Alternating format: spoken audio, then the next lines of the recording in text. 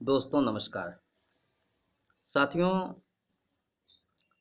आप लोगों को यह जानकर आश्चर्य होगा कि उत्तर प्रदेश की विधानसभा में यदि देखा जाए जातिगत आंकड़ों के आधार पर सबके प्रतिनिधित्व की बात, तो बहुत विसंगतियां हैं। आप किस जाति से हो, किस धर्म से हो, किसको मानने वाले हो, वो अलग बात हुई। लेकिन मैं बतलाना चाहता हूं कि उत्तर प्रदेश में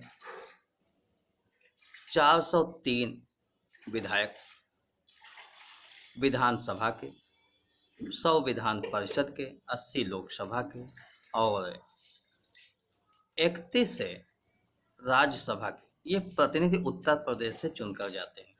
403 प्लस 100 यह विधानसभा में होते हैं, विधायक होते हैं, यानी 503 तो विधायक होते हैं। उसके बाद 80 प्लस 31 ये आपके पास 111 होते हैं। तो 111 और 503 मिला दिया जाए 614 लोग होते हैं। 614 लोगों में से विश्वकर्मा समाज का एक भी व्यक्ति नहीं दिखाई देता है। क्या आपके लिए यह आश्चर्य की बात नहीं है? आप समझिए कि उच्च सदन इसीलिए बनाए जाते हैं कि उसमें सभी वर्गों का, सभी समाज का, सभी क्षेत्र के लोगों का प्रतिनिधित्व हो। यह इसीलिए बनाया ही गया था।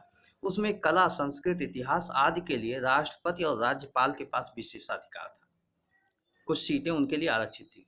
लेकिन यह नैतिक रूप से पार्टियों को दिया गया था कि यदि आपको लगता है आपका कोई योग्य पार्टी पदाधिकारी उस सदन तक नहीं पहुंच पा रहा है, तो आप इस माध्यम से उनका प्रतिनिधित्व वहां सुनिश्चित कराएं। अगर आपको लगता है कि कोई वर्ग विशेष, जात विशेष के लोग वहां नहीं पहुंच पा रहे, उनका प्रतिनिधित्व वहां सुनिश्चित कराएं। लेकिन ऐसा होता नहीं आया है। अब क्या हो रहा है? वहां पार्टी के ही लोगों को बिना किसी संतुलन के पदासीन करा दिया जाता है। खैर, संवैधानिक व्यवस्था में ऐसा कुछ लिखा ही नहीं गया है। उसका तो एक सिद्धांत था, वो नैतिक रूप से काम करता है। देश की आज़ादी 1947 के बाद 1952 में जब पहला चुनाव हुआ, तो मैं अगर 1952 से लगा लूं 2022 तक, उत्तर प्रदेश में ही आप देखिए, कांग्रेस शासनकाल में केवल 3 विधायक विश्वकर्मा समाज के हुए थे, जिसमें एक 2 बार और एक 1 बार। उसके बाद मुलायम सिंह यादव ने समाजवादी पार्टी की सरकार के समय एक विधायक को, यानी विधान परिषद सदस्य को मनोनीत कर दिया था। कुल 4 लोग, मतलब 4 कार्यकाल विश्वकर्मा समाज को मिले हैं। आप सोचिए कि इस समाज की आबादी कमोवेश 10% के आसपास है। लेकिन विसंगतियां ये हैं कि शिल्पियों को इनसे अलग कर दिया गया, सुनार को इनसे अलग कर दिया गया, ठठेरे को इनसे अलग कर दिया गया, बढ़ई को इनसे अलग कर दिया गया और लोहार को भी अलग कर दिया गया। सबको अलग अलग करके गिनती की जा रही। मैं कहता हूँ सबको अलग कर दो, कोई बात नहीं, लेकिन आप ये तो मानते हो ना कि लगभग 1.25% लोहार है, तो 614 का 1.25% ही दे दो। आप मानते हो 3.5% बढ़ई हैं, उनको ही दे दो। आप लगभग 1.25% शिल्पकार मानते हो, तो वो दे दो। मैं कहता हूँ 1% अगर आप हिस्सा देते तो 614 में 6 लोग तो आते। आपने कहीं नहीं दिया। तो इन लोगों का हक कौन ले जा रहा है? बात हक की नहीं है, बात अधिकार की नहीं है, बात न्याय की है। जब इन लोगों के प्रतिनिधि सदनों में नहीं होंगे, तो इनकी आवाज बनेगा कौन? इनकी आवाज गायब हो चुकी है। ये वही लोग हैं जो आदिकाल से, संत परंपरा के समय से वैज्ञानिक शोध में बहुत उन्नतशील थे। यानी जितने दिव्यास्त्र थे सब इनके बनाए हुए थे। महाभारत काल के बाद लोगों ने नरसंहार को देखते हुए इनके जो दिव्यास्त्र थे उनकी मांग में कमी आ गई। लोग इन्हें उपेक्षित रूप से देखने लगे।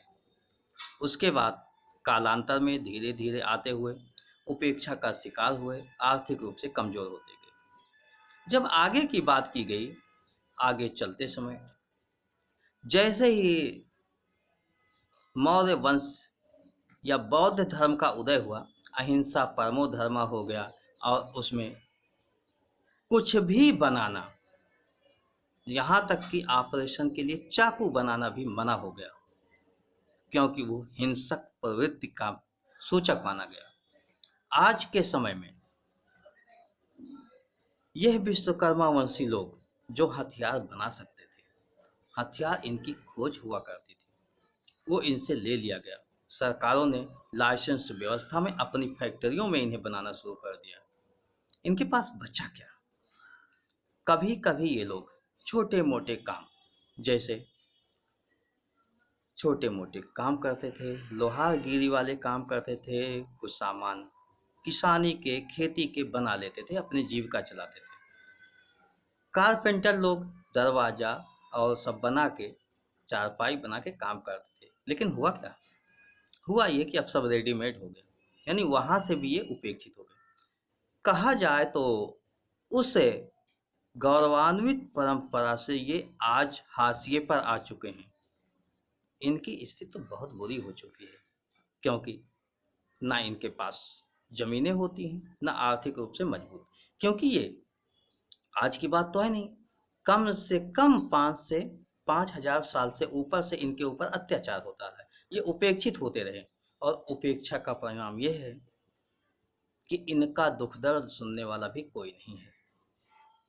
यूं तो बहुत लोग तमाम पुराण की बात करते हैं, महाकाव्य की बात करते हैं, धार्मिक रूप से श्रेष्ठता की बात करते हैं। मैं उस सब पर अभी नहीं जाना चाहूँगा, वो सब यहाँ की बात नहीं है।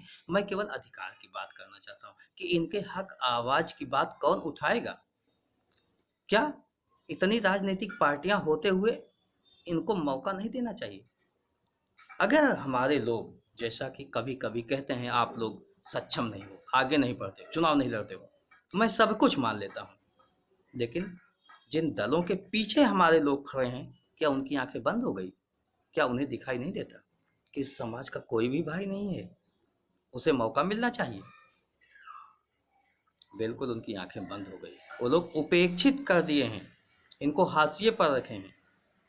तो आज आवश्यकता इसी बात की है कि मैंने केवल एक जाति की बात की है, विश्वकर्मा समाज की बात की है।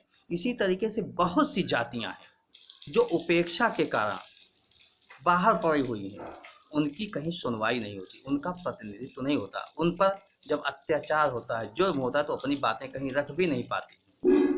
तो ऐसे लोगों का प्रतिनिधित्व मिलना चाहिए। नेशनल नीड पार्टी ऐसी सभी जातियों का, सभी समाज का, सभी वर्ग का, सभी धर्म के अनुयायियों का उचित प्रतिनिधित्व सुनिश्चित कराए। हम सर्वजन हिताय सर्वजन सुखाय, सबका साथ सबका विकास जैसे जुमले की बात नहीं करना चाहता, क्योंकि वो जुमला ही है, वास्तव में प्रतिनिधित्व वहां भी नहीं दिया गया। सभी का प्रतिनिधित्व हो नेशनल नीड पार्टी में, ऐसी हम व्यवस्था करेंगे। आप लोग नेशनल नीड पार्टी से जुड़ सकते हैं, अपनी बात रख सकते हैं, आपके साथ न्याय होगा। कोई भी किसी भी क्षेत्र की बात हो तो उसके साथ अन्याय नहीं होने पाएगा, सबको मौका मिलेगा और सभी अपनी बात सदन में रखें, अपने लिए, अपने हित के लिए आवाज़ उठाएं, कानून बनवाएं और आगे बढ़ें। धन्यवाद। जय हिंद, जय भारत।